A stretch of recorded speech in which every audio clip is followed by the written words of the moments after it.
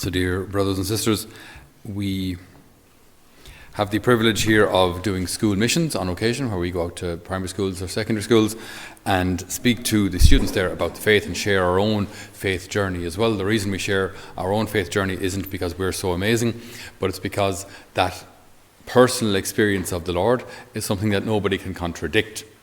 So if you say to someone that my faith really helps me, nobody can say, no, it doesn't. So, whereas if we try to prove that God exists, whatever it is, people can say, well, oh yeah, but there's always a counter argument, and then it can be a bit pointless. Whereas bottom line, if someone says, my faith, my relationship with Jesus has a huge impact on my life, that's something that's, why yes, it is subjective, and no, it's not. It can't be subjected to scientific inquiry.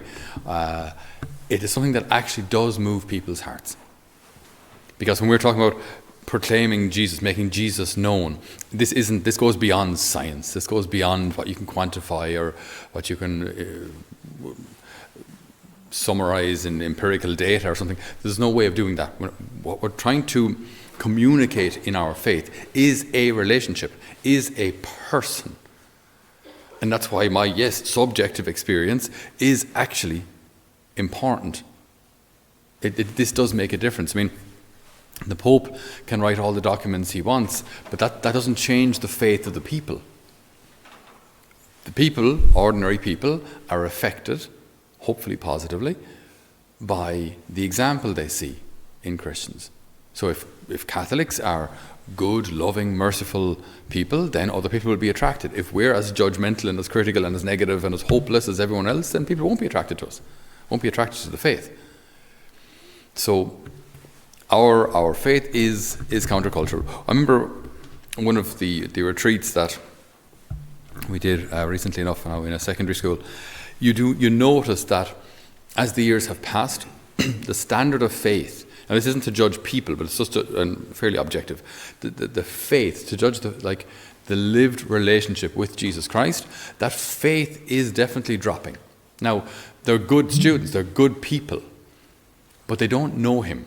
So, like if we have a basic prayer service with them, or Mass or anything like that, the basic prayers, they don't know them. They don't know the Hail Mary.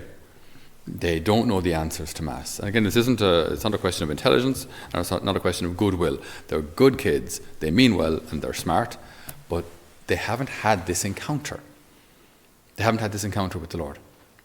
And some would say that, well, this was all due maybe to the scandals back in the day. And I must say I disagree with that. I don't think the scandals had that kind of an impact. I think the scandals might have been the pin that made the bubble burst. But if the bubble was solid, the pin wouldn't have done that much damage.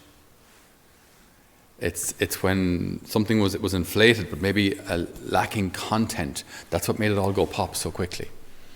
I mean, the good people who know the Lord, have a personal relationship with Him, while we would be shocked, horrified, disappointed, saddened by any terrible acts committed by people in the church. Okay, that's terrible, and we don't condone it in the least way. But this has no effect on my relationship with Jesus. You understand? My relationship with Jesus has nothing to do with the Pope. It has nothing to do with the local bishop. It has nothing to do with my parish priest. I mean, hopefully these people lead me in that direction, but ultimately when I get there, it's between me and Him. Now, in communion with the church, don't get me wrong, we're not going off on a tangent ourselves, every man for himself. We're part of the church. My point is, though, if a religious person I know falls off the wagon, or if they do something awful, it's terrible, I'm not condoning it, but it doesn't affect my relationship with Jesus. So if our relationship with the Lord is strong, if our love for Him is deep, then while we may be disappointed by what happens in the church, it doesn't damage that relationship. On the other hand, if I'm part of a church, but somewhat superficially, I go along to the odd wedding, the odd funeral, and kind of the social thing. I pop along to a Christmas Mass, and maybe Easter if my mom drags me along, or whenever I come home from holidays, I go along to Mass because Mom's there and she'll be annoyed if I don't. That faith, that's that's standing on a knife edge. Like that's only waiting for an excuse, something to say, no, I'm not going to bother anymore, because it's devoid of content. What is that content? That content is that we come to the Lord for what we need. We come to the Lord in gratitude. We come to the Lord humbly. We gather around the family table. We gather around this altar to be made into one again. If we understand those things, if we can live those things, then our faith becomes it becomes so personal, so life-giving. What's lacking isn't, one of the students asked me at a retreat recently as well, what do I think of the vocation crisis? Now, I'm not quite sure what she meant by the question. I mean, what do I think of the vocation crisis? I mean, there's a vocation crisis. I mean, there aren't very many seminarians at the moment. Yes, what do you want me to say? But ultimately, I said, like, for them and for us, what's lacking it's not so much that there aren't enough priests or young people aren't attending or whatever it is. These aren't the problems. These are all consequences of one common root. And that root is that people do not have faith in God. So if our faith in the Lord is strong, then we'll be willing to listen and follow a vocation if that's what he calls us to, or we're willing to live a more pure life because we believe that he will still provide for our joy and for our needs. If he's calling us to marriage, we'll have the courage to ask that person out, or ask that, whatever it is, so on and so forth. We'll have the courage to do what he is asking us to do. If there's no relationship, if I have no faith in him, why on earth would I do anything he asks me to do? Why? I mean, it's not like if I don't go to Mass, I suddenly get hit with a lightning bolt, or I suddenly lose my job, or I suddenly get webbed feet, or, there's some kind of plague befalls me as soon as I disobey him. No. So, okay, I stop going to Mass and nothing happens. What's the problem? Why go? We don't see, I think in our world, we ask a very good question.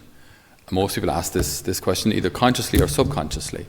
And as I say, I believe it's a fair question. Why should I bother? Why should I? Why should I go to Mass? And if we don't have a clear answer to that, then people won't go.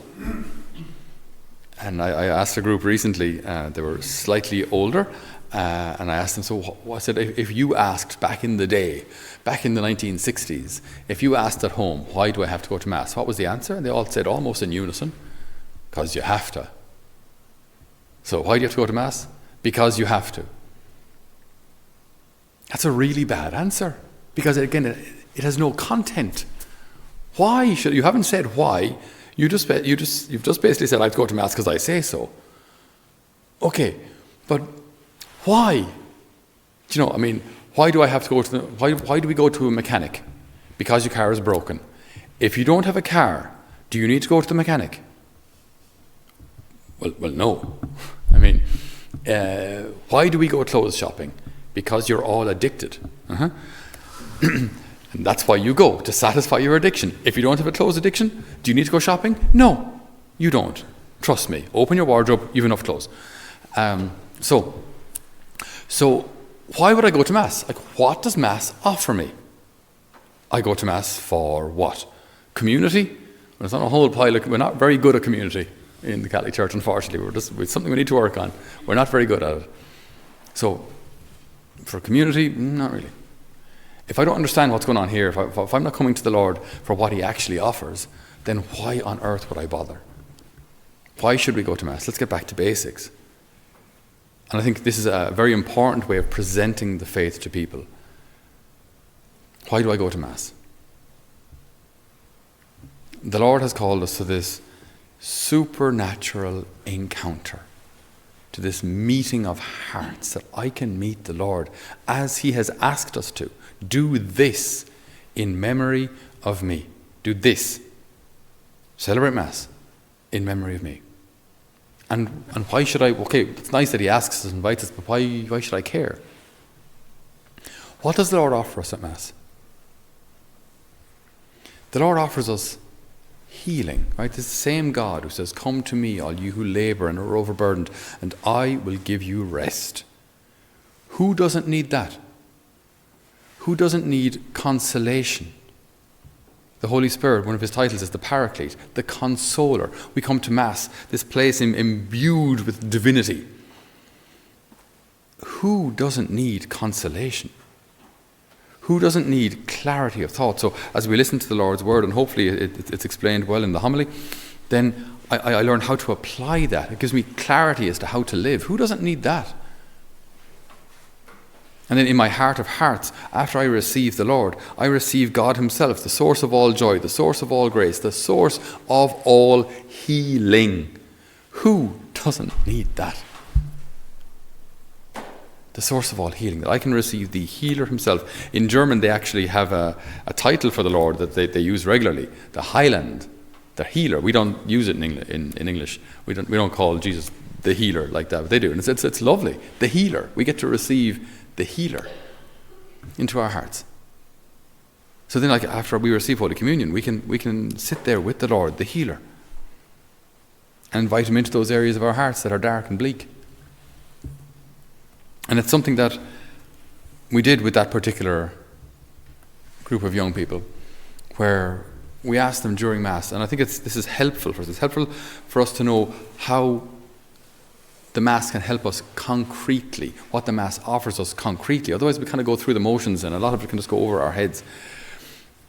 So what are we doing here? What are we doing here? Okay, we want to receive the Lord. Good, but that's not just a kind of a physical thing. You walk up, you go into the queue, you get your Holy Communion, and sit down. And then what? And this is often the part that's missing. It's that encounter, that internal reality. So what should I do after I receive?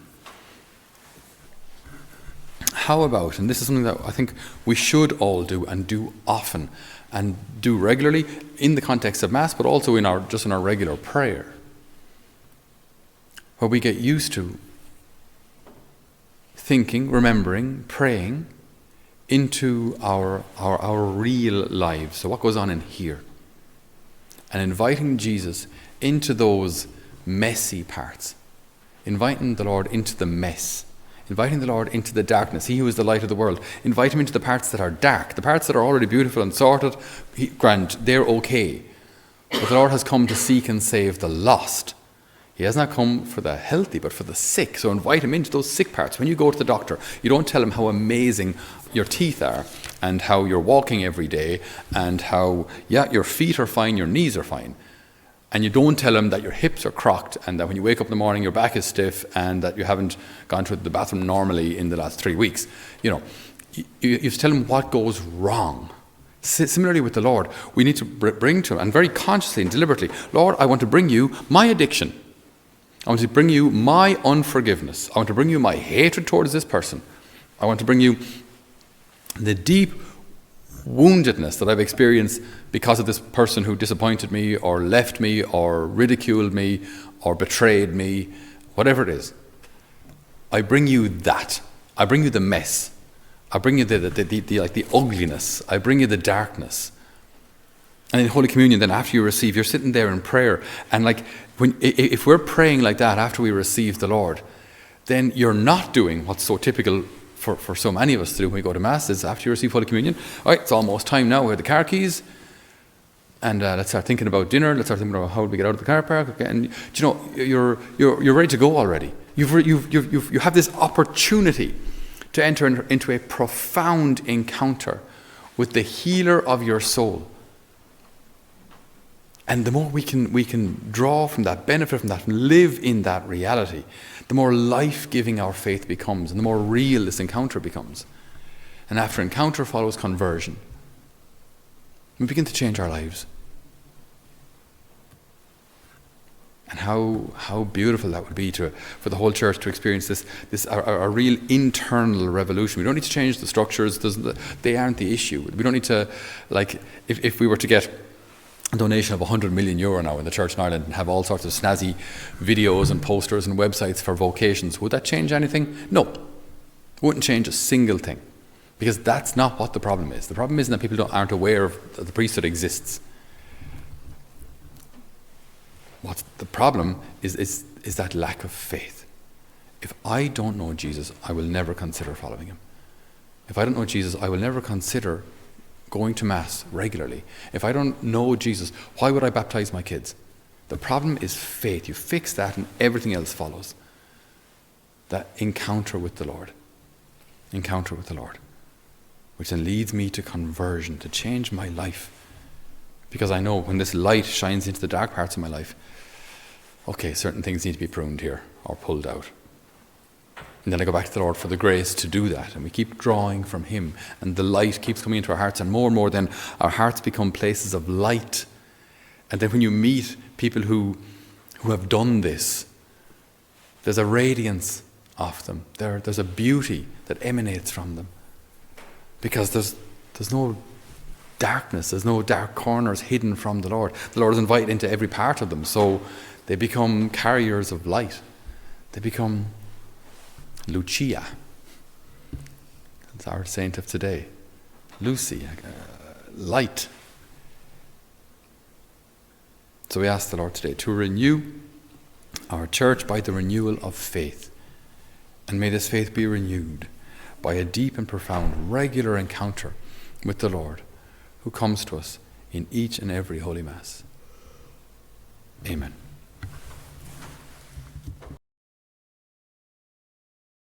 Dear friends, thank you so much for joining us for this homily or this Mass, wherever you find yourselves in the world. Thank you for being an extended part of our community. So at this time of the year, we launch and run a Christmas fundraiser for the work here that we do in Holy Family Mission. We have 16 young people in full-time faith formation here, and they do pay to be here, but what we charge them is a fraction of the actual cost.